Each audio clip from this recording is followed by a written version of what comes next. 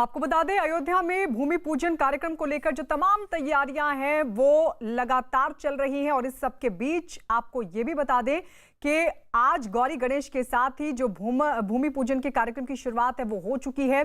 कल भी कुछ कार्यक्रम होंगे और इसके साथ ही 5 अगस्त को भूमि पूजन धार्मिक अनुष्ठान के साथ ही शुरू हो जाएगा। आपको बता दें, अयोध्या में न्यूज़ 18 वहां पहुंचा जहां भूमि पूजन होना है। वहां किस तरह से पूजा होगी, क्या क्या व्यवस्था होगी, सीधे देखिए अयोध्या से हमारी ये रिपोर्ट।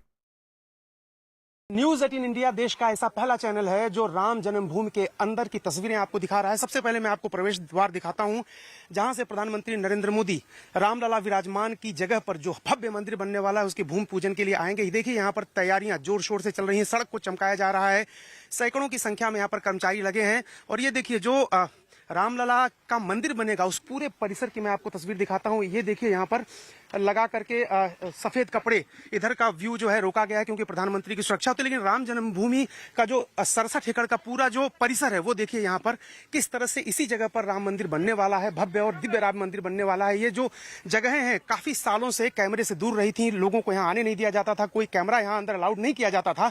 लेकिन न्यूज़ 18 इंडिया आपको लेके आया है श्री राम जन्मभूमि के भव्य मंदिर निर्माण स्थल पर, जहां अब से कुछ घंटों बाद प्रधानमंत्री नरेंद्र मोदी भूमि पूजन करने वाले हैं। और आप देखिए तस्वीरें यहाँ से, ये जो टावर्स बने थे पहले, ऊंचे ऊंचे टावर, चूंकि ये बहुत ही संवेदनशील जगह थी, विवादित इलाका पहले था कोर्ट के फैसले से पहले, और इसलिए बहुत संख्या यहाँ पर पैरामिलिट्री फोर्स की, पुलिस बल की जबरदस्त तरीके से रहती थी। और ये राम जन्मभूमि के अंदर की तस्वीरें मैं आपको दिखा रहा हूं। और इन्हीं जगहों को अब समतल करके यहाँ पर मंदिर बनाया जाएगा। जो गर्भगृह है यहाँ से थोड़ी दूर पर है, लेकिन कोशिश ये है कि जो पूरा 67 एकड़ है उसको दिव्य और भव्य रूप दिया जाए और एक बेहतरीन जो मंदिर बनेगा उसके आसपास भी तमाम मंदिर, राम जी के अलावा सीता जी का मंदिर, लक्ष्मण का, भरत का और हनुमान जी का मंदिर यहाँ बनना है।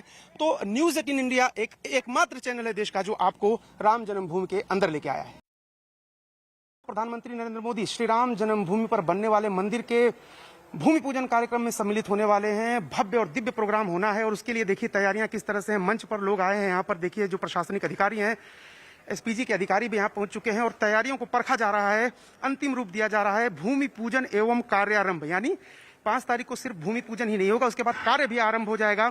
जो सदियों पुरानी राम भक्तों की एक उम्मीद थी, आशा थी, आकांक्षा थी, वो दिव्य और भव्य मंदिर प्रभु श्री राम का बनने वाला है। और उसके लिए तैयारियां देखिए कि जो 170 से 200 लोगों को बुलाया गया है, उनके बैठने की यहाँ पर व्यवस्था है। आप देखिए कि सोशल डिस्टेंसिंग का पूरा ख्याल रखा गया है, 2-2 मीटर से ज्यादा जगह दी गई है।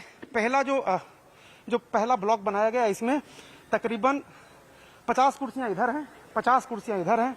इसके पीछे भी 50 से ज्यादा कुर्सियां यहाँ पर लगाई गई हैं। और इसके अलावा अगर आप देखिए तो मंच के लेफ्ट साइड में वीवीआईपीज के बैठने के लिए जो अति सम्मानित लोग हैं, जिन्होंने राम मंदिर आंदोलन में महती भूमिका निभाई थी, उन लोगों को भी बुलाया गया है। तो उनके लिए वहां पर देखिए एक मंच बन रहा है। इसके अलावा अगर मैं आपको दिखाऊं, यहाँ देखिए एसपीजी के लोग और जो सुरक्षा कर्मी है वो बाकायदा जांच कर रहे हैं ताकि कोई कोर कसर सुरक्षा में न रह जाए प्रधानमंत्री को। और इसके अलावा ये देखिए जो मटके रखे हुए हैं, इनमें कहा जा रहा है कि जो विभिन्न नदियों के जल हैं उनको लाया गया है, मिट्टी लाई गई है और उनको यहाँ पे रखा गया है। और मंच पर ही एक जो है छोटा सा भूमि पूजन के लिए गड्ढा खोदा गया है और वहीं पर भूमि पूजन का कार्यक्रम संपन्न होगा। तो हमारे सहयोगी अरुण सिंह की रिपोर्ट आप देख रहे थे। न्यूज़ 18 इंडिया पहला ऐसा नेटवर्क जो पहुंचा है सीधा भूमि पूजन जहां पर होना है वहां पहुंच करके वो तमाम तैयारियां आपको दिखाने की कोशिश कर रहा है कि किस तरीके से भूमि पूजन से पहले की तैयारियों को अब अंतिम रूप दिया जा रहा है। आज तक कभी कैमरा नहीं पहुंचा था, न्यूज़ 18 इंडिया की टीम वहां पहुंची है और आपको मैं उस जगह पर लाया हूं जहां 6 दिसंबर 92 को जो विवादित ढांचा था, जिसको हिंदू पक्ष कहता था कि राम जी की जन्मस्थली है, राम जी का मंदिर है, लेकिन मुस्लिम पक्ष कहता था कि वहां पर एक मस्जिद थी, उसका जो 6 दिसंबर 92 को विध्वंस हुआ था, उस सारी निशानियां मिट गई हैं, सब कुछ समतल हो गया। लेकिन यहाँ पर देखिए एक स्तंभ रखा गया है, जन्मभूमि उस पर लिखा हुआ है और ये मिट्टी का टीला एक छोड़ दिया गया है ताकि लोगों को ये सनद रहे, याद रहे कि यहीं पर प्रभु श्री राम का जन्म हुआ था और वहीं पर एक दिव्य और भव्य मंदिर बनना है। इसके पीछे आप देखिए तैयारियां चल रही हैं, टेंट लगा है यहाँ पर। और ये बहुत ही जो राम भक्त हैं उनके लिए इमोशनल करने वाली तस्वीरें न्यूज़ 18 इंडिया पर सबसे पहले मैं आपको साथ लेकर के आया हूँ। ये जो यहाँ की मिट्टी है, ये देखिए, ये जो यहाँ की मिट्टी है, इस मिट्टी को देखने के लिए, इस मिट्टी को छूने के लिए राम भक्त बहुत उत्साहित रहते हैं और उनका जीवन सफल हो जाता है अगर इस मिट्टी को छूते हैं वो। और ये जो टीला है, एकमात्र आखिरी निशानी है उस समय का, जो 6 दिसंबर 92 को जो विवादित ढांचा था जिसका विध्वंस हुआ था। और अब सुप्रीम कोर्ट ने मान लिया है कि यहाँ पर राम जी का जन्म हुआ था, राम जी यहीं पर जन्म लिया था, उन्होंने यहीं पर अवतार लिया था। और उस जगह की याद ताजा रखने के लिए देखिए एक टीला रखा गया है। जब मंदिर बनेगा तो गर्भगृह यहीं आसपास बनाया जाएगा, क्योंकि मान्यता है कि प्रभु श्री राम का जन्म यहीं हुआ था और अपने चारों भाइयों के साथ वो यहीं पूरे इलाके में खेले थे, बड़े हुए थे। तो प्रभु श्री राम के जन्म स्थल का न्यूज 18 इंडिया पर आप एक्सक्लूसिव दर्शन कर रहे हैं। ये जो टीला है यही प्रभु श्री राम का जन्म स्थान है और इसी टीले को, इसी जगह को लेकर के सदियों तक विवाद चलता रहा और आखिर में यह तय हुआ कि प्रभु श्री राम का जन्म यहीं पर हुआ था। तो ये तस्वीरें हमने आपको दिखाई किस तरीके से वो जगह, पहला नेटवर्क न्यूज 18 जो वहां पहुंचा है जहां पर भूमि पूजन होना है 5 अगस्त को, तमाम तैयारियां दिखा रही थी। अरुण सिंह की रिपोर्ट, हमने आपको वो जगह भी दिखाई जहां पर मंदिर बनना है, जो जन्म स्थान है भगवान राम का, और वहां पर फिलहाल एक स्तंभ लगा करके छोड़ दिया गया है ताकि जो भक्त हैं उनको वो तमाम चीजें दिखाई देती रहे। हालांकि आपको ये बता दें कि वहीं पर मंदिर बनेगा और आसपास का जो एरिया है उसमें तैयारियां की जा रही हैं। अयोध्या में भूमि पूजन से पहले आज गौरी गणेश की पूजा हुई। ये पूजा अयोध्या में शुरू हो चुकी है। कल रामलला परिसर में हनुमानगढ़ी पर हनुमान की पूजा होगी, जबकि पीएम मोदी 5 अगस्त को मंदिर का भूमि पूजन करेंगे। मैं इस वक्त वहां खड़ा हूं जहां पर प्रभु श्री राम के मंदिर का भूमि पूजन होना है और यहां से अगर आप तस्वीरें देखिए थोड़ी दूर पर एक जो छोटा सा खंभा सफेद कलर का लगा है, उसके आसपास लोगों के बैठने की व्यवस्था है। और कहा जा रहा है कि जब प्रधानमंत्री नरेंद्र मोदी जी आएंगे तो वहीं पर भूमि पूजन होगा और उसके बाद मंदिर निर्माण का कार्य प्रारंभ होगा। यहाँ पर मंच जो बना हुआ है उसके लेफ्ट साइड में ये जगह है। यहाँ पर देखिए सुरक्षा की व्यवस्था जबरदस्त है, किसी को यहाँ आने की इजाजत नहीं दी जा रही है। लेकिन जो यहाँ पर सूत्र बता रहे हैं और जो हमको जानकारी मिली है कि प्रधानमंत्री मंच से उतरने के बाद यहीं आएंगे और भूमि पूजन का कार्यक्रम, जो तस्वीरें आपने देखी, वहीं पर होगा। अयोध्या में भूमि पूजन से पहले आज गौरी गणेश की पूजा हो रही है। ये पूजा अयोध्या में शुरू भी हो चुकी है। कल रामलला परिसर में हनुमानगढ़ी पर हनुमान की पूजा होगी, जबकि पीएम मोदी 5 अगस्त को मंदिर का भूमि पूजन करेंगे, जिसके बाद से मंदिर का निर्माण शुरू हो जाएगा। 2 तस्वीरें हम आपको दिखा रहे हैं। गौरी गणेश की पूजा हो रही है भूमि पूजन से पहले और अयोध्या में ये पूजा शुरू भी हो चुकी है। 2 तस्वीरें हम आपको दिखा रहे हैं। कल का जो कार्यक्रम रहेगा वो रहेगा रामलला परिसर में हनुमानगढ़ी पर हनुमान की पूजा अर्चना का। और चलिए हम सीधे अयोध्या रुक कर लेते हैं। हमारे सहयोगी अजीत सिंह इस वक्त हमारे साथ लाइव जुड़ रहे हैं।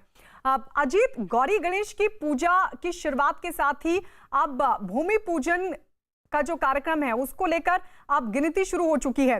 अभी की तस्वीरें वहां पर दिखाई, अभी क्या चल रहा है?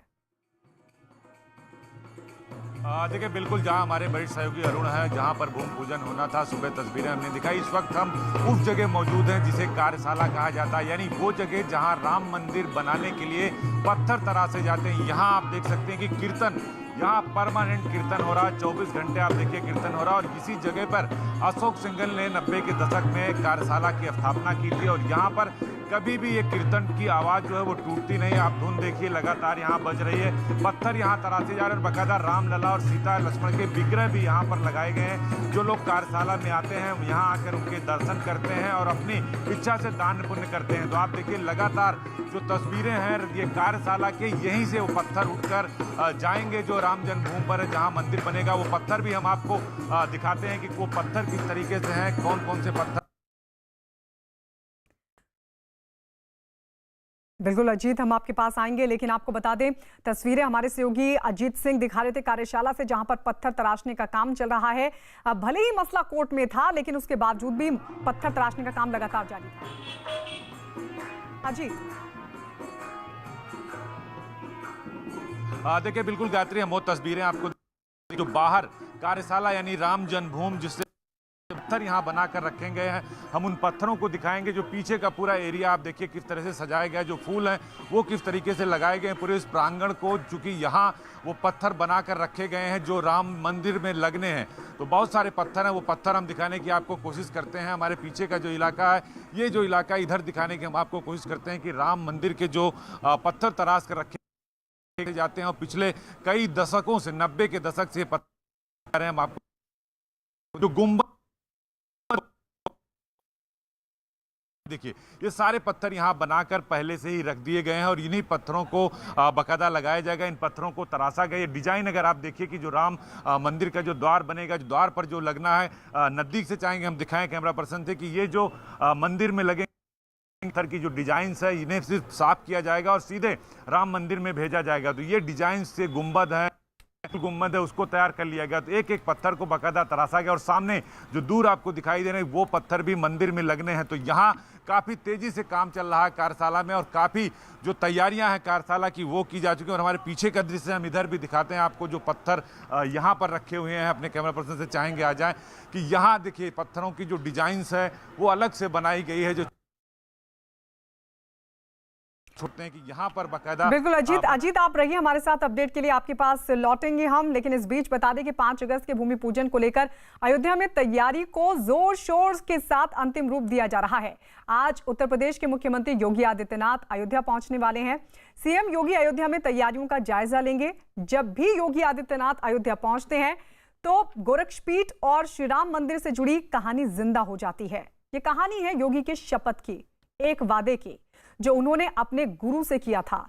जब 25 मार्च 2020 को रामलला को अपनी गोद में लेकर योगी टेंट से मंदिर के गर्भगृह में पहुंचे तो इसके साथ ही योगी आदित्यनाथ की एक कसम भी पूरी हो गई। चलिए देखते हैं योगी के इस राम मंदिर पथ की पूरी कहानी। राम राम राम राम राम राम राम राम राम राम राम राम राम राम राम राम मर्यादा पुरुषोत्तम सूर्य शिरोमणि आज्ञाकार राम राम राम राम।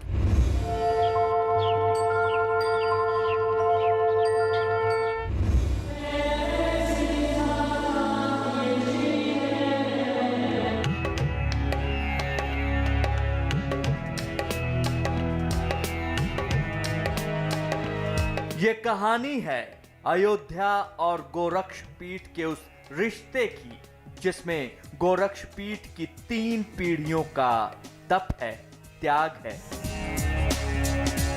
ये कहानी है इतिहास के उन पन्नों की जिसने अयोध्या की राम कथा को कभी थमने न दिया। ये कहानी है उस विश्वास की जिसने आस्था की नींव पर भव्य राम मंदिर की इमारत को खड़ा किया है।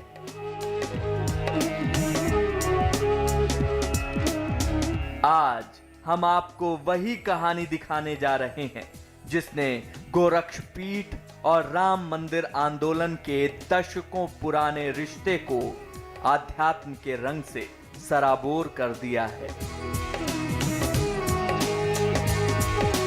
देश का सबसे बड़ा विवाद, अयोध्या विवाद, राम मंदिर आंदोलन और इससे जुड़ा गोरक्षापीठ यानी गोरखनाथ मंदिर का इतिहास। आज हम आपको बताएंगे कि कैसे गोरखनाथ मंदिर की 3 पीढ़ियों ने रामलला और राम मंदिर आंदोलन के इतिहास में अपना योगदान दिया है। कैसे महंत दिग्विजयनाथ ने इसकी शुरुआत की, उनके शिष्य अवैधनाथ ने इस सिलसिले को आगे बढ़ाया और अब अवैधनाथ के शिष्य योगी आदित्यनाथ कैसे अपने गुरुओं के सपने को साकार करने में जी जान से जुटे हैं। भारत की सनातन शक्ति और गुरु परंपराओं की इस कहानी में 3 ऐसे किरदार हैं जिन्होंने अपनी तपस्या के बूते एक ऐसे जागरण को जारी रखा जिससे देश और दुनिया के करोड़ों हिंदुओं की आस्था जुड़ी है। माना जाता है यूपी के मौजूदा सीएम योगी आदित्यनाथ के गुरु महंत दिग्विजयनाथ राम मंदिर आंदोलन के शुरुआती दौर से जुड़े रहे। दिग्विजयनाथ शुरू से हिंदुत्व की राजनीति किया करते थे।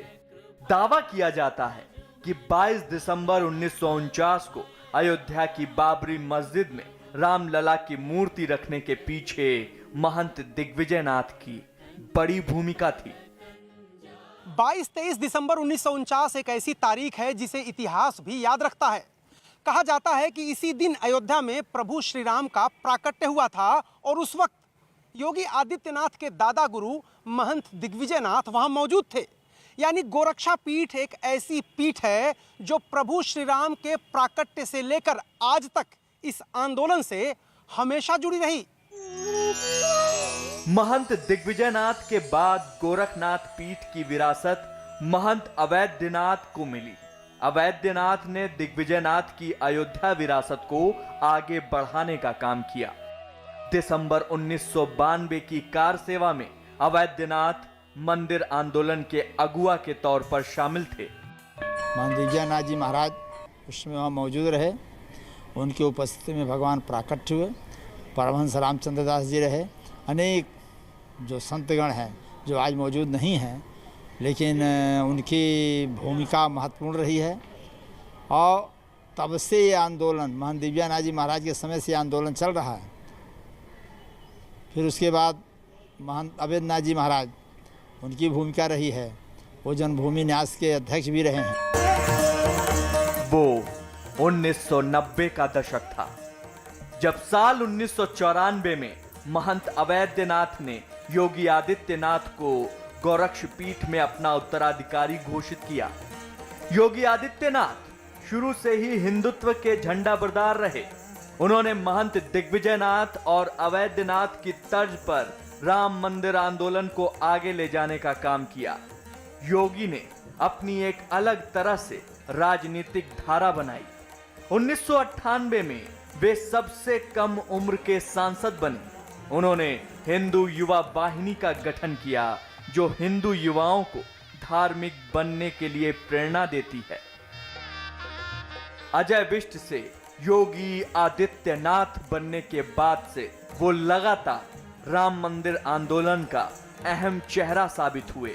मौजूद है गोरक्षा पीठ के उस कक्ष में जहां मुख्यमंत्री योगी आदित्यनाथ बैठते हैं और गोरक्षा पीठ के पीठाधीश्वर भी। अगर आप हमारे बाएं तरफ देखेंगे तो दिग्विजयनाथ महाराज, अवैधनाथ जी महाराज, यानी 1949 और 1986 का वो वृत्तांत जो राम मंदिर आंदोलन से जुड़ा है। 1949 में जब राम प्रकट हुए थे, वहाँ भगवान राम का प्राकट्य हुआ था। 1986 एक तारीख थी जब मंदिर का ताला, राम जन्मभूमि का जो विवादित स्थल था जहाँ ताला लगा था, उसे बंद किया गया। और उसके अलावा अगर आप तस्वीरें देखेंगे तो यहाँ संतों की तस्वीरें लगी और एक सबसे बड़ी तस्वीर आपको दिखाएंगे, जय श्री राम लिखा हुआ। और भगवान राम के जो मंदिर का मॉडल है, जो अयोध्या में मॉडल बनना है, जो उसका असली उसकी पृष्ठभूमि है, जो पटकथा है, इसी तरीके के भगवान राम का मंदिर वहां भी बनेगा। करीब 70 साल पहले जब तप और व्रत के साथ शुरू हुआ राम मंदिर आंदोलन का वो सफर सीएम योगी आदित्यनाथ ने लगातार जारी रखा। इससे पहले 1986 का वो दौर भी आया जब राम जन्मभूमि पर पड़े ताले को खोला गया। माना जाता है कि उत्तर प्रदेश के तत्कालीन सीएम वीर बहादुर सिंह ने स्पेशल प्लेन भेजकर महंत अवैधनाथ को अयोध्या बुलवाया था, जिसके बाद उन्हीं की मौजूदगी में ताले को खोला गया। राम मंदिर आंदोलन में साल 1949 के बाद एक और महत्वपूर्ण साल आया 1986 का, और उसी दौर में राम जन्मभूमि का ताला खोला गया। उस वक्त गोरक्षा पीठ के महंत थे अवैधनाथ। कहा जाता है कि उत्तर प्रदेश के तत्कालीन मुख्यमंत्री वीर बहादुर सिंह ने रात में 12 बजे स्पेशल प्लेन भेजकर महंत अवैधनाथ को अयोध्या बुलवाया और उनकी मौजूदगी में ही ताला खुलवाया। यानी 3 पीढ़ियों से गोरक्षा पीठ के महंत मंदिर आंदोलन से जुड़े रहे हैं। श्री रामचंद्र कृपालु भजुमना। भारत की गुरु परंपराएं सदियों से हमारी संस्कृति का हिस्सा रही हैं। गुरु के पद चिन्हों पर चलकर शिष्यों ने जन जागरण की अलख जगाई है।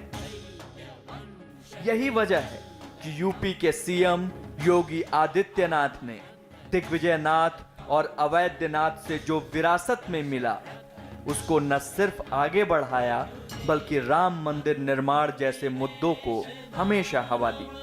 क्योंकि योगी आदित्यनाथ इस बात को बखूबी समझते हैं कि जिस राम मंदिर निर्माण के लिए गोरक्ष पीठ की 3 पीढ़ियों ने अपना सब कुछ झोंक दिया, वही राम मंदिर देश और दुनिया के करोड़ों हिंदुओं की न सिर्फ आस्था से जुड़ा है बल्कि राम लोगों के आम जीवन का भी एक ऐसा हिस्सा रहे हैं जिनका नाम भर लेना ही लोगों में आध्यात्मिक ऊर्जा भर देता है।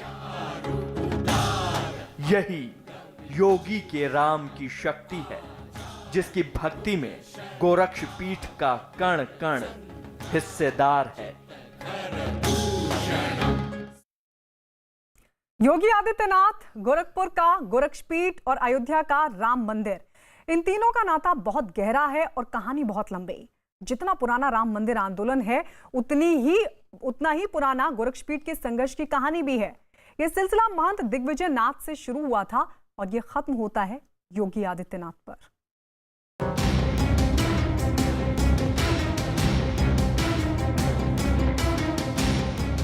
राम मंदिर और गोरक्षपीठ के जुड़ाव की कहानी को और गहराई से समझने के लिए हमें इतिहास के उन पन्नों को टटोलना होगा जिसकी शुरुआत कभी साल 1949 से हुई थी। तब अयोध्या में भक्ति का कोलाहल वैसा नहीं था। शांत सी दिखने वाली अयोध्या में बाबरी अपनी जगह पर खड़ी थी, उसमें चहल पहल नहीं थी। यही वो दौर था जब हिंदू महासभा ने राम जन्मभूमि के आंदोलन को हवा दी।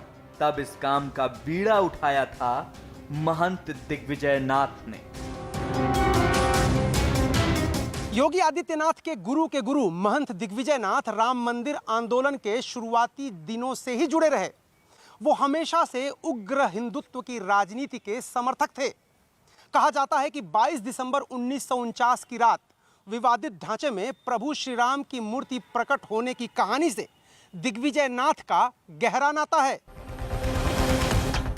दिग्विजय नाथ आजादी आंदोलन से ही राजनीति से जुड़े थे और चौरी चौरा कांड के दौरान जेल भी गए थे। लेकिन महात्मा गांधी के विरोध के बाद दिग्विजय नाथ राम मंदिर जन्मभूमि अभियान से जुड़ गए। ये वही दिग्विजय नाथ थे जो योगी आदित्यनाथ के गुरु थे। से दिग्विजय से चले आ रहे, पहले चले रहे, फिर अवैधनाथ चलाया, उसके बाद योगी आदित्यनाथ चलाया, इसमें मुख्यमंत्री है, वो तो पूरा चलाया ही रहा है और पूरा चलते आ ही रहे हैं। आप भी कई बार इस आंदोलन में गए होंगे, अयोध्या की चर्चा हुई होगी, क्या क्या आपने देखा, अपने तरीके से बताइए। तो कार से हम गए थे, उसमें मैं अवैधनाथ जी साथ में गए थे, उसमें पूरा रितंबर भी आई थी, वहाँ भारती भी आई थी। राम मंदिर के मुद्दे पर लिखी गई किताबों में इस दिन का जिक्र मिलता है। शांतनु गुप्ता की योगी आदित्यनाथ पर लिखी गई किताब the monk who became chief minister में लिखा है 1949 में दिग्विजय नाथ राम मंदिर मुद्दे को बढ़ाने के लिए अखिल भारतीय रामायण महासभा से जुड़े। अखिल भारतीय रामायण महासभा ने मुस्लिम आक्रांताओं द्वारा बनाए गए विवादित ढांचे के सामने 9 दिन तक रामचरितमानस का पाठ किया, जिसका अंत विवादित ढांचे में रामलला और सीता की मूर्ति रखने के साथ हुआ। 22 दिसंबर को विवादित ढांचे में मूर्ति रखने वालों में दिग्विजय नाथ के साथ साथ महंत राघवदास, अभिराम दास और दिगंबर अखाड़े वाले रामचंद्र परमहंस भी शामिल थे। 22 दिसंबर की रात विवादित ढांचे में प्रभु श्री राम की मूर्ति प्रकट होने की खबर के बाद नाथ संप्रदाय के महंत दिग्विजय नाथ ने भीड़ जुटाने का अभियान छेड़ दिया।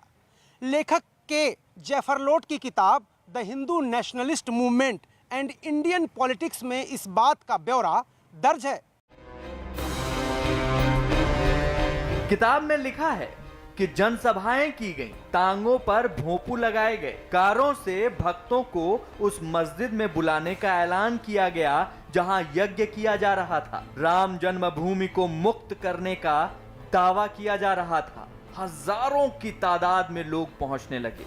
इनमें शहर से बाहर के लोग भी थे जिन्हें अभियान में शामिल होने के लिए आयोजकों ने ही कार मुहैया कराई थी। 23 दिसंबर 1949 को अयोध्या के सब इंस्पेक्टर के अनुमान से 5 से 6 हजार भक्त मौके पर जमा होकर भजन गा रहे थे और नारे लगा रहे थे। कहते हैं 1949 से लेकर 2019 तक इस पीठ का बहुत बड़ा योगदान रहा है। योगी आदित्यनाथ के गुरु दिग्विजय नाथ और उनके साथी संतों ने ही पहली बार अयोध्या के विवादित ढांचे को हिंदू जनमानस में राम जन्मभूमि के तौर पर स्थापित किया था। अवैधनाथ के पांव को दबाते हुए योगी आदित्यनाथ मैं उस वक्त उपस्थित था। जब अवैधनाथ के एक पाँव वो दबा रहे थे, मैं दबा रहा था, तो अवैधनाथ ने कहा बेटा क्या मेरे जीवन राम जन्मभूमि बन जाएगा? तो जोगी आदित्यनाथ और मेरे आंखों में आंसू आने लगा। हम दोनों भाइयों ने कहा महाराज जी आपके चरणों की सौगंध है कि निश्चित अयोध्या में राम जन्मभूमि निर्माण हो जाएगा। ये जोगी आदित्यनाथ भले ही उत्तर प्रदेश का मुख्यमंत्री हों, लेकिन अयोध्या के लिए तो वशिष्ठ के अवतार रूप में आया हुआ है, और जब वशिष्ठ की कोई भूमिका होती है तो अयोध्या में राम राज्याभिषेक बनता है और राम जन्मभूमि बन जाएगी। ये वो दौर था जब उत्तर प्रदेश को यूनाइटेड प्रोविंस कहा जाता था। गोविंद वल्लभ पंत उस समय सूबे के मुखिया थे। The Hindu nationalist movement and Indian politics किताब में यह भी दर्ज है कि पंडित नेहरू ने इस मामले पर सख्ती बरती थी। 26 दिसंबर 1949 को गोविंद वल्लभ पंत ने नेहरू के आदेश पर डिस्ट्रिक्ट मजिस्ट्रेट के नायर को मूर्तियां हटाने का आदेश दिया। नायर ने दंगा भड़कने का अंदेशा जताते हुए आदेश मानने से इनकार कर दिया, लेकिन इनकार के पीछे शायद ये भी वजह थी कि नायर हिंदू राष्ट्रवाद की विचारधारा वाले अधिकारी थे। योगी आदित्यनाथ के गोरखनाथ मठ का नाता राम मंदिर आंदोलन से महंत दिग्विजयनाथ के दौर में ही जुड़ गया था, लेकिन योगी आदित्यनाथ भी मठ से जुड़ने के बाद से ही राम मंदिर निर्माण पर खुलेआम बयान देते रहे, तो उसके पीछे मठ के इतिहास का एक और दौर भी है। मुख्यमंत्री बनने के बाद जब मैं अयोध्या पहली बार गया तो मुझे स्पष्ट दिखाई देता था अयोध्या की उपेक्षा, और अयोध्या की उपेक्षा मुझे वही दिखी थी जैसे भगवान राम का वनवास जैसे दिखी थी। 1949 वो साल था जब राम मंदिर आंदोलन के अभियान में रामलला की मूर्ति प्रकट होने का चमत्कार हुआ था। अब बारी थी इस मुद्दे के एक नए विस्तार की। दूसरा अध्याय जब शुरू हुआ तब उसमें गोरखपुर मठ के मुखिया और योगी आदित्यनाथ के गुरु महंत अवैधनाथ जुड़ चुके थे। राम मंदिर आंदोलन के दूसरे अध्याय की तारीख थी 22 सितंबर 1989। 22 सितंबर 1989 को महंत अवैधनाथ ने दिल्ली के वोट क्लब पर हिंदू संगठनों की एक महासभा बुलाई। इस महासभा में प्रस्ताव पास किया गया कि राम जन्मभूमि पर हिंदुओं का अधिकार पहले से था और आगे भी रहेगा। इसी महासभा में शिलान्यास की तारीख भी तय की गई। वो तारीख थी 9 नवंबर 1989। 1989 में राम मंदिर आंदोलन सिर्फ धार्मिक ही नहीं, राजनीतिक अभियान भी बन चुका था। बीजेपी नेता लाल कृष्ण आडवाणी छोटी छोटी रथ यात्रा और सभाओं के जरिए आंदोलन को धार देने में लगे थे। मंदिर आंदोलन के राजनीतिक रंग लेने के बाद यूपी के मुख्यमंत्री नारायण दत्त तिवारी ने अवैधनाथ से मुलाकात की थी। शांतनु गुप्ता की किताब the monk who became chief minister में लिखा है, नारायण दत्त तिवारी ने मुलाकात कर अवैधनाथ को मंदिर शिलान्यास टालने के लिए मनाने की कोशिश की थी, लेकिन अवैधनाथ अड़े रहे। 9 नवंबर 1989 को मंदिर के शिलान्यास की शुरुआत वैदिक मंत्रोच्चार के साथ की गई। 10 नवंबर के दिन कमलेश्वर प्रसाद नाम के दलित ने मंदिर की आधारशिला रखी। राम की जन्मभूमि की जिस कथा की शुरुआत दिग्विजयनाथ के दौर में मूर्ति के साथ हुई, उसकी आधारशिला उनके शिष्य महंत अवैधनाथ ने रखी। महंत अवैधनाथ जी इस पूरे आंदोलन के अगुआ के रूप में थे। स्वर्गीय परमहंस रामचंद्र दास जी के दिगंबर अखाड़ा में वो रुकते थे गोरखपुर से आके, वहाँ पर रणनीति बनाते थे, संगठन को विस्तार करने के लिए विभिन्न प्रकार की तैयारियां करते थे। वो सब मंदिर आंदोलन के लिए बहुत पहले से जुड़े रहे। जाहिर है जिस विरासत को संजोकर योगी आदित्यनाथ ने राम मंदिर आंदोलन लगातार आगे बढ़ाया है, वो अपने आप में साबित करता है कि भारत की सनातन संस्कृति में गुरु और गुरु दक्षिणा का क्या महत्व होता है। भूमि पूजन से पहले अयोध्या में 12 लाख लड्डू तैयार किए जा रहे हैं। बताया गया कि लड्डू अयोध्या की सीमा में बसे घर घर पर पहुंचाए जाएंगे। इन 12 लाख लड्डुओं को 3 लाख डिब्बों में रखा जाएगा और फिर घरों तक पहुंचाया जाएगा। 5 अगस्त को अयोध्या में राम जन्मभूमि के मंदिर का शिलान्यास होगा। देश के प्रधानमंत्री शिलान्यास करेंगे, लेकिन उससे पहले बहुत सारी तैयारियां होती। कहा जाता है कोई शुभ काम होता है तो सबसे पहले मुंह मीठा किया जाता है, और इसके लिए सबसे उपयुक्त चीज़ होती है लड्डू। वो चाहे गणेश जी की पूजा हो या फिर बजरंगबली की। और अयोध्या आना है तो आपको बजरंगबली के पास भी जाना है। तो अगर भक्त का प्रसाद है तो प्रभु को भी पसंद आता है। और लड्डू आप तस्वीरों में देख सकते हैं कि लाखों की संख्या में यहाँ लड्डू बनाए जा रहे हैं और ये प्रसाद वितरित किए जाएंगे, लोगों को बांटे जाएंगे एक तरीके से। जब ये कार्यक्रम शुरू होगा, आयोजन होगा, फैजाबाद के सांसद लल्लू सिंह की तरफ से बाकायदा तैयार कराया जा रहा है लाखों पैकेट्स, और कई सारे लोग, भारी संख्या में लोग इसको तैयार करा रहे हैं सोशल डिस्टेंसिंग का पालन करते हुए। और आप देखिए किस तरह इन्हें सजाया गया है, थालों में लगाया गया है, और ये एक अच्छी शुरुआत होगी। कई सारे मठों मंदिरों में भी लड्डू बनाए जा रहे हैं, लेकिन यहाँ जिस तादाद में बनाए जा रहे हैं, आप देखिए पैकेट्स बनाए जा रहे हैं। लोग यहाँ मास्क लगा के बाकायदा विधिवत जो तरीका है वो पैकेट बनाए जा रहे हैं। जो पैकेट है वो देखिए, पैकेट पे बाकायदा फैजाबाद राम जन्मभूमि पूजन प्रसाद लिखा है, और साथ में सांसद लल्लू सिंह का नाम भी, सांसद अयोध्या, चूंकि अयोध्या के सांसद है तो लिहाजा इस वक्त सबसे जो एक कहा जाता है कि सबसे वीआईपी लोगों में से आते हैं, क्योंकि यहीं पर राम मंदिर का शुभारंभ हो रहा है और देश के प्रधानमंत्री करेंगे।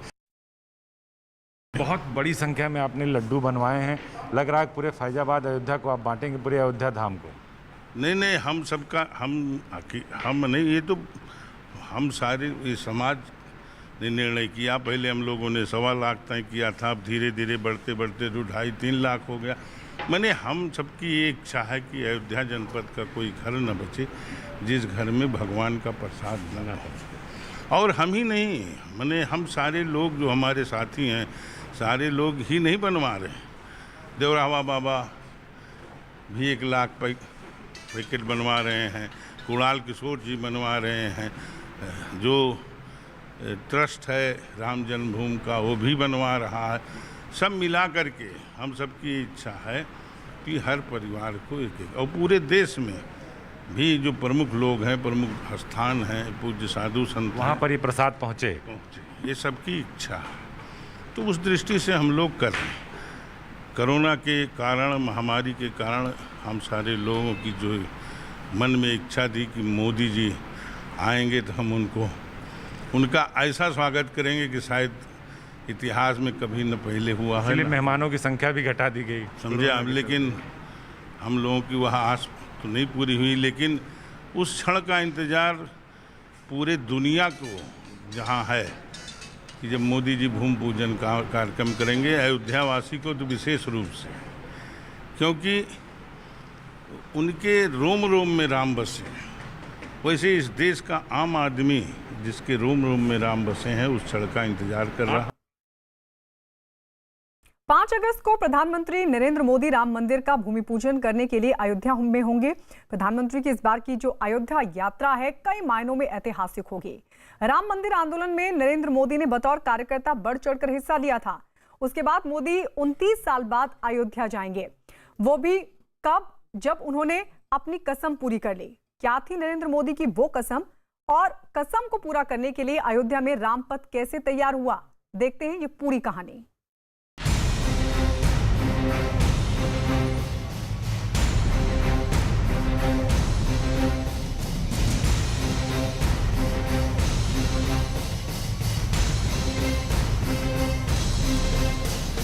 जय श्री राम।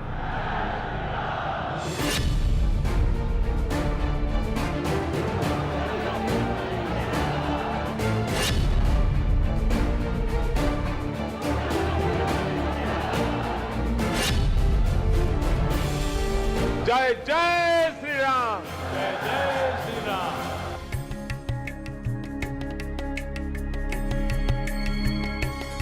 अयोध्या आस्था की नगरी है तो राजनीतिक विवादों का अखाड़ा भी। सरयू तट पर सदियों तक उदास खड़ा राम का धाम विवादों के अंधड़ से घिरा रहा।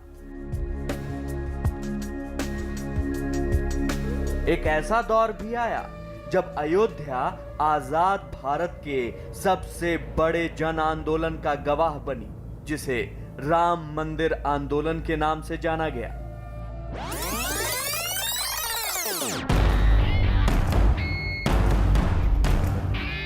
इस आंदोलन में बहुत से चेहरे ऐसे थे जो राजनीति में जाने पहचाने थे।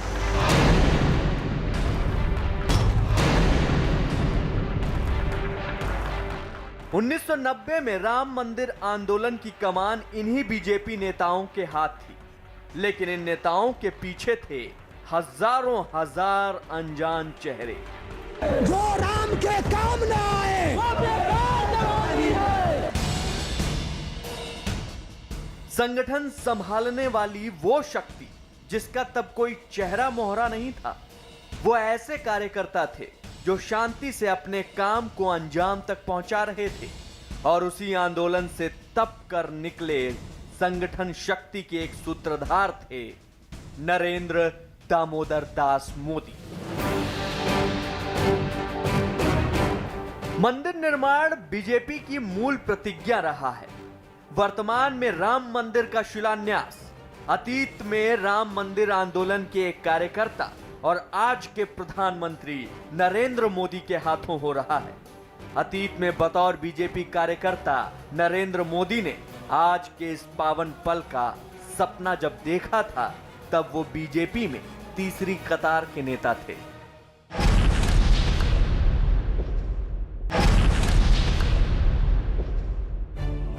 ये तस्वीर 29 साल पहले की है। इसमें प्रधानमंत्री नरेंद्र मोदी उस दौर में मुरली मनोहर जोशी के साथ नजर आ रहे हैं। यह तस्वीर 1991 में अयोध्या शहर में ली गई थी। तस्वीर तब ली गई जब मोदी मुरली मनोहर जोशी के साथ रामलला के जन्मोत्सव में शरीक होने अयोध्या गए थे। उस वक्त एक पत्रकार ने उनसे सवाल पूछा, अब अयोध्या कब आएंगे? उसके जवाब में मोदी ने कहा था कि जब राम मंदिर बनेगा तब आएंगे। यह तस्वीर अयोध्या के पत्रकार और फोटोग्राफर महेंद्र त्रिपाठी ने खींची थी और उन्होंने ही मोदी से यह सवाल भी किया था। तो अकस्मात मेरे मुंह से निकल गया कि ये बताइए आप दोबारा अब कब अयोध्या आएंगे? तो उन्होंने इसी बात का जवाब दिया था कि मैं अब जब भी आऊँगा राम मंदिर बनाने ही आऊँगा, राम मंदिर जब बनेगा तब आऊँगा। तो ये राम मंदिर जब बनेगा तब आऊँगा, तो ये मेरे दिमाग में थी और मेरे एल्बम में पड़ी हुई थी। महेंद्र बीते दौर की एल्बम दिखाते हैं तो मंदिर आंदोलन से जुड़ी पुरानी तस्वीरें नजर आ जाती हैं। तब से सरयू में न जाने कितना पानी बह गया, तब अंदाजा भी न था कि सच में राम मंदिर बनेगा और बना भी तो कैसे बनेगा। अब मेरी हार्दिक इच्छा है कि मैंने ऐसे व्यक्ति की फोटो खींची जो देश का प्रधानमंत्री बना, तो अब वो हमारे अयोध्या में आ रहा है और रामलला का राम मंदिर बनाने आ रहा है, तो मेरी बहुत ही इच्छा है। और मैं तो उन्हें मोदी जी को इस रूप में देख रहा हूँ जैसे भगवान राम जब अयोध्या आए थे तो 14 वन का वनवास जब काट के आए थे तो अयोध्या वासियों ने उनका दिल खोल के स्वागत किया था। तो मुझे लगता है कि नरेंद्र मोदी जी वो जो संकल्प उस समय लिए थे कि जब मंदिर बनेगा तब आऊँगा, तो 29 वर्ष बाद वो अयोध्या आ रहे हैं। लेकिन विधि का विधान देखिए कि उस दौर के बीजेपी कार्यकर्ता को प्रधानमंत्री बनने के बाद राम मंदिर के शिलान्यास का सौभाग्य मिला है। 1984 में जब बीजेपी बनी तभी यह तय किया गया कि राम मंदिर के मुद्दे को राष्ट्रीय उभार दिया जाए ताकि पार्टी की नई पहचान बन सके और नया ब्रांड मिल सके। 1986 में बीजेपी की पहली पीढ़ी के नेताओं लाल कृष्ण आडवाणी और मुरली मनोहर जोशी ने राम मंदिर का अभियान छेड़ दिया। अभियान को तेज करने का समय आया 1990 में। 1990 की शुरुआत में लाल कृष्ण आडवाणी ने सोमनाथ से अयोध्या तक पद यात्रा का प्रस्ताव रखा, लेकिन पार्टी के तत्कालीन महासचिव प्रमोद महाजन ने उन्हें पद यात्रा की जगह रथ यात्रा करने का सुझाव दिया। 12 सितंबर 1990 को बीजेपी महासचिवों की मीटिंग के बाद आडवाणी ने तब दिल्ली के 11 अशोक रोड पर बीजेपी मुख्यालय में एक प्रेस कॉन्फ्रेंस बुलाई और 12 दिन बाद यानी 25 सितंबर से गुजरात के सोमनाथ से उत्तर प्रदेश के अयोध्या तक 10,000 किलोमीटर लंबी रथ यात्रा की घोषणा कर दी। वो यात्रा जब शुरू हुई तो उसके बाद बीजेपी में जान आती गई। उसके बाद जितने चुनाव हुए, बल्कि 1989 के चुनाव में ही बीजेपी को अच्छी खासी सीटें आ गई थी। लेकिन जब 90 में रथ यात्रा की, उसके बाद तो फिर सरकारें इनकी बनने लगी। कल्याण सिंह की सरकार, उसके बाद उत्तर प्रदेश में बनी, तमाम सरकारें बनी। तो ये एक प्रक्रिया है और उस रथ यात्रा को बीजेपी के रिवाइव करने में एक महत्वपूर्ण भूमिका है। और राम मंदिर आंदोलन को चला के इन्होंने अपनी कोई मजबूत पार्टी बनाया, इसमें दो राय नहीं है। 25 सितंबर 1990 को आडवाणी सोमनाथ पहुंचते उसके पहले ही एक ट्रक को भगवा रंग में रंगकर रथ तैयार किया जा चुका था। 25 सितंबर को सोमनाथ मंदिर में पूजा अर्चना करने के बाद आडवाणी ने रथ यात्रा शुरू कर दी। इस रथ यात्रा के संचालन की जिम्मेदारी नरेंद्र मोदी को सौंपी गई थी और इसी रथ यात्रा के संचालन से ही नरेंद्र मोदी की सांगठनिक क्षमता का लोहा माना जाने लगा। यात्रा शुरू होने से पहले 13 सितंबर 1990 को मोदी ने यात्रा कार्यक्रम के बारे में मीडिया से बात की और सोमनाथ से आडवाणी की रथ यात्रा की जिम्मेदारी संभाल ली। आडवाणी की सोमनाथ से लेकर अयोध्या तक की यात्रा के कई ऐतिहासिक मायने हैं। सबसे बड़ी बात तो यही है कि मोदी का राष्ट्रीय पटल पर अवतरण इसी रथ यात्रा के जरिए हुआ।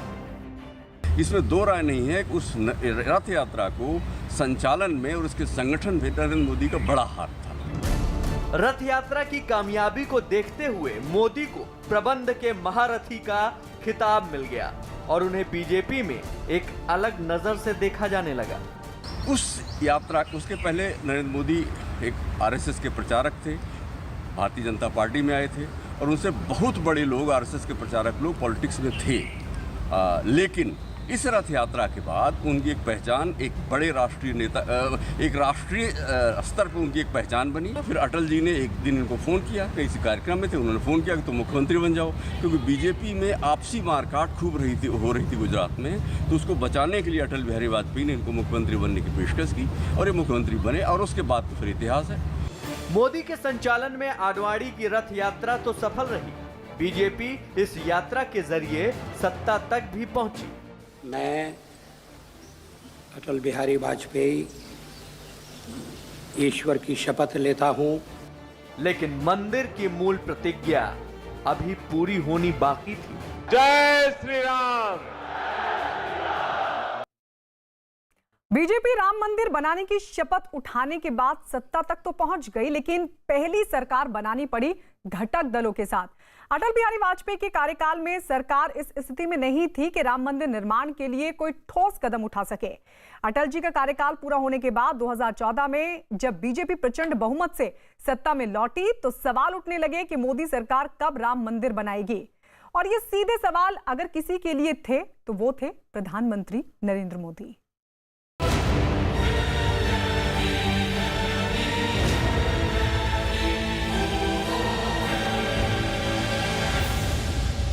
सदियों से अयोध्या जिस पल की बाट जोह रही थी, जिस शुभ मुहूर्त का इंतजार राम में आस्था रखने वाले हर मन को था, वो लंबी राजनीतिक अदालती लड़ाई के बाद आ ही गया।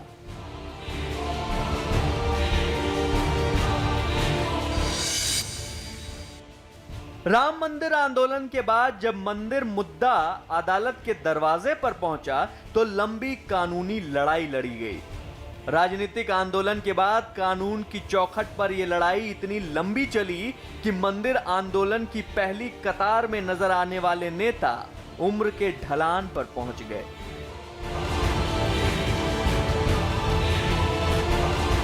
बीजेपी की पहचान बन चुके इन तीन चेहरों में अटल जी को बीमारी ने ऐसा जकड़ा कि सार्वजनिक जीवन में ओजस्वी भाषण देने वाले अटल जी ने राजनीति को विदा कह दिया।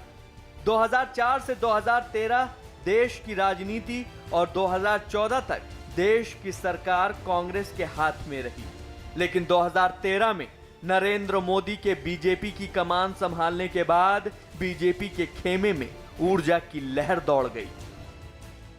हर बार की तरह 2014 में भी बीजेपी ने राम मंदिर के निर्माण को अपने घोषणा पत्र में शामिल किया। नरेंद्र मोदी की करिश्माई छवि का जादू कुछ ऐसा चला कि बीजेपी प्रचंड बहुमत से सत्ता में आई।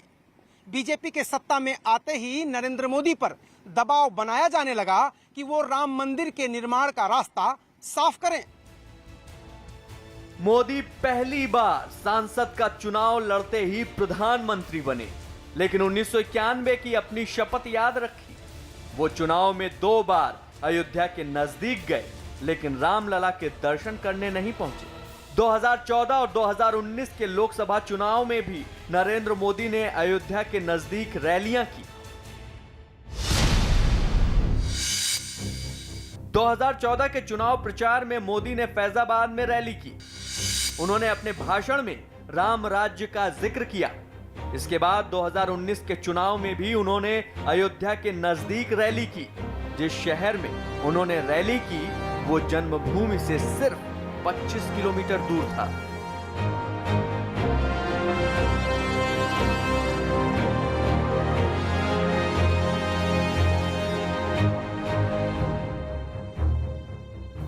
पहले चुनाव में मोदी मंदिर निर्माण और विकसित भारत का वादा करके संसद पहुंचे और इसके बाद कई कड़े फैसले अध्यादेशों के जरिए लिए।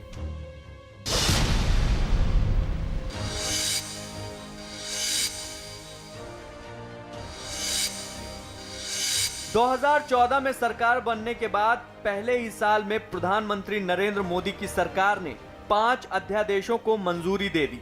साल 2018 में मंजूर किए गए अध्यादेशों की संख्या 8 थी और पहले कार्यकाल के अंत में 2019 के सिर्फ 2 ही महीने में मोदी सरकार कुल 9 अध्यादेश लाई।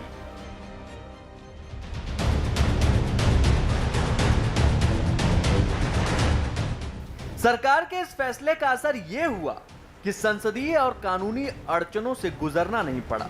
इसीलिए मोदी सरकार पर समाज और संत समाज से यह दबाव भी बनने लगा कि मंदिर निर्माण के लिए सरकार को अध्यादेश लाना चाहिए।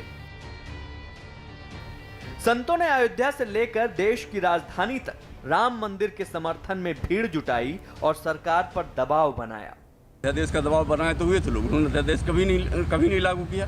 सुप्रीम कोर्ट के फैसले का इंतजार करते रहे और सुप्रीम कोर्ट फैसला आ गया तो मंदिर पूरे तामझाम से संत समाज को कल्पना भी नहीं रही होगी कि इतने बड़े पैमाने पर, इतने ग्रैंड पैमाने पर वो मंदिर बनवाएंगे।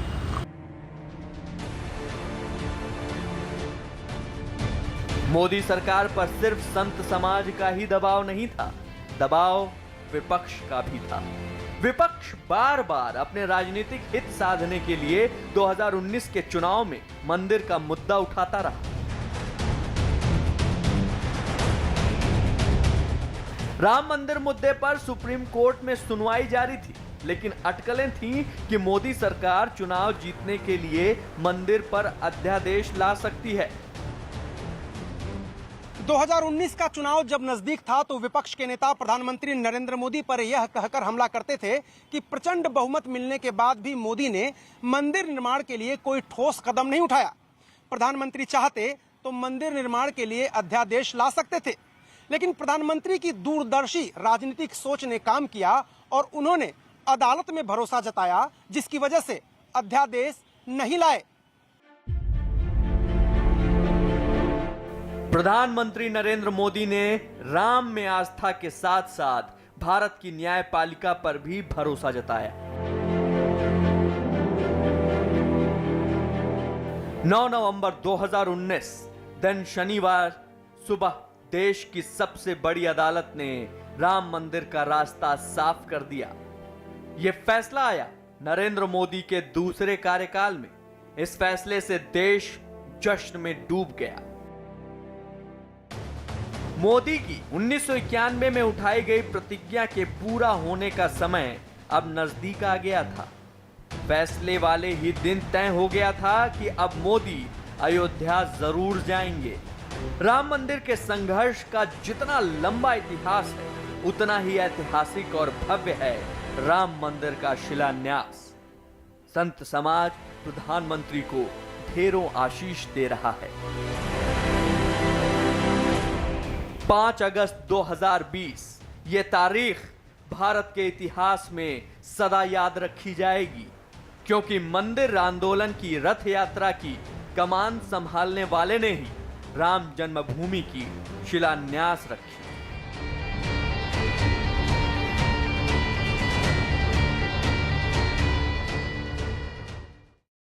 और इस बीच आपको बता दें, माता अमृतानंदमयी ने रक्षाबंधन के मौके पर प्रधानमंत्री नरेंद्र मोदी को संदेश भेजा है, जिसमें उन्होंने कहा है कि भगवान का हाथ पीएम मोदी पर बना रहे ताकि वो इसी प्रकार सबकी रक्षा कर सकें। माता अमृतानंदमयी ने अपने संदेश में यह भी लिखा है कि आज भारत पर पड़ोसी देशों से युद्ध का खतरा मंडरा रहा है। साथ ही महामारी के चलते देश के अंदर भी माहौल खराब है, जिससे लोग आर्थिक, भावनात्मक और शारीरिक रूप से कमजोर पड़ गए हैं। ऐसी स्थिति में ईश्वर की कृपा पीएम मोदी को सही निर्णय लेने, देश की रक्षा करने के साथ आगे बढ़ने की शक्ति प्रदान करे। माता अमृतानंदमयी ने यह भी कहा कि ये रक्षाबंधन प्रधानमंत्री नरेंद्र मोदी को सुरक्षा प्रदान करे। പുരാണ കഥകളിൽ പറഞ്ഞു കേൾക്കാം, കാറ്റും പേമാരിയും വന്ന സമയത്ത് ഭഗവാൻ ഗോപിഗോപന്മാരെ അതിൽ നിന്ന് സംരക്ഷിക്കാൻ വേണ്ടി ഗോവർദ്ധനം പൊക്കി പിടിച്ചു എന്നുള്ള കഥയുണ്ടല്ലോ. എല്ലാവരെയും സംരക്ഷിക്കാൻ ഇതുപോലെ പ്രധാനമന്ത്രിക്ക് ശക്തി ഉണ്ടാകാൻ കൃപ അനുഗ്രഹിക്കട്ടെ. ഇപ്പം രോഗം കൊണ്ടും ചുറ്റുമുള്ള യുദ്ധഭീഷണി കൊണ്ടും സാമ്പത്തികമായും മാനസികമായും ശാരീരികമായും എല്ലാം തകർന്നും ഈ സാഹചര്യത്തിൽ ഉചിതമായ തീരുമാനമെടുക്കാൻ, രാജ്യത്തെ സംരക്ഷിക്കാനും അതോടൊപ്പം മറ്റുള്ളവരുടെ കാരുണ്യത്തോടെ നീങ്ങാനും പ്രധാനമന്ത്രിക്ക് ശക്തി ഉണ്ടാകാൻ കൃപ അനുഗ്രഹിക്കട്ടെ. ഈ രക്ഷാബന്ധനം പ്രധാനമന്ത്രിയുടെ രക്ഷയായും അതിലൂടെ മറ്റുള്ളവർക്ക് രക്ഷയായി തീരാൻ കഴിയട്ടെ. പ്രധാനമന്ത്രി ഇപ്പോൾ ചെയ്യുന്നുണ്ട് ധാരാളം കാര്യങ്ങൾ. ഇനിയും കൂടുതൽ ചെയ്യാൻ പരമാത്മാവ് പ്രധാനമന്ത്രി അനുഗ്രഹിച്ചുകൊണ്ടേയിരിക്കട്ടെ. तो वहीं पीएम मोदी ने माता अमृतानंदमयी को जवाब देते हुए ट्वीट किया है कि वो उनके रक्षाबंधन के संदेश से काफी अभिभूत हैं। पीएम मोदी ने क्या लिखा वो भी हम आपको दिखा रहे हैं। पीएम मोदी ने लिखा कि देश की सेवा करना उनके लिए सम्मान की बात है। आपकी और भारत की नारी शक्ति के आशीर्वाद से मुझे ताकत मिलती है और देश के विकास और प्रगति के लिए भी जरूरी है।